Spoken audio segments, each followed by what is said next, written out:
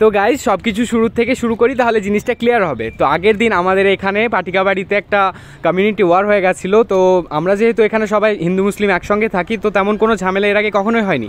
But এই রমজান মাসে একজন মুসলিম নামাজ পড়তে যাচ্ছিলেন, তো ওনাকে একটা হিন্দু মানুষ কিছু একটা বলে, আমাদের নামিজির নামে কোনো কিছু খারাপ কিছু বলে গালাগালি করেছিলেন।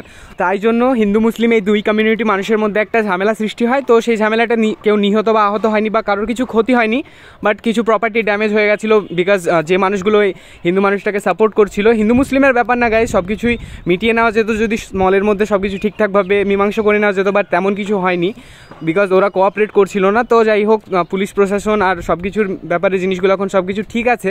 তো আমি সেরকম কোনো ঝামেলার ভিডিও বানাইনি বিকজ ওগুলো কমিউনিটি গাইডলাইন্সের বাইরে যায়, আর এরকম মানে হিংসা ছেটানোও ঠিক না গাইজ। তো দেখো, আজকে সকালে আমি একটু গেছিলাম বাড়ি থেকে যে জিনিসগুলো কেমন কি আছে দেখার জন্য। তো গিয়ে দেখলাম ওখানে অনেক বেশি র্যাব আছে, পুলিশ এসছে, প্রায় সমস্ত জেলা থেকে অনেক পুলিশ এসেছিলো। তো আজকে অধীর রঞ্জন চৌধুরী এসেছিলো আমাদের এখানে একটু জিনিসটাগুলোকে দেখতে নিজের চোখে, আর রিপোর্টারদের সঙ্গে একটু কথা বলতে।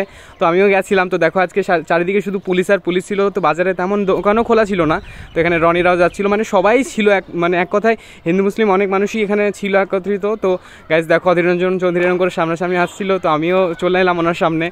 তো এই ভিডিওগুলো করা কি ঠিক হয়েছে কিনা আমি জানি না, তাও করেছিলাম। তো এখানে বাজারে কমিউনিটির মধ্যে এসে তিনি সব রিপোর্টার্স এসে তাদের সামনে কি বললেন সেগুলো একটু শুনে নাও।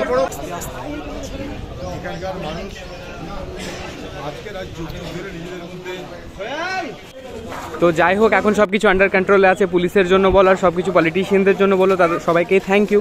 তো এখন এরকমভাবে আমরা মিলেমিশে সুস্থ স্বাভাবিকভাবে থাকতে চাই, তাই জন্য এই ভিডিওটা বানানো।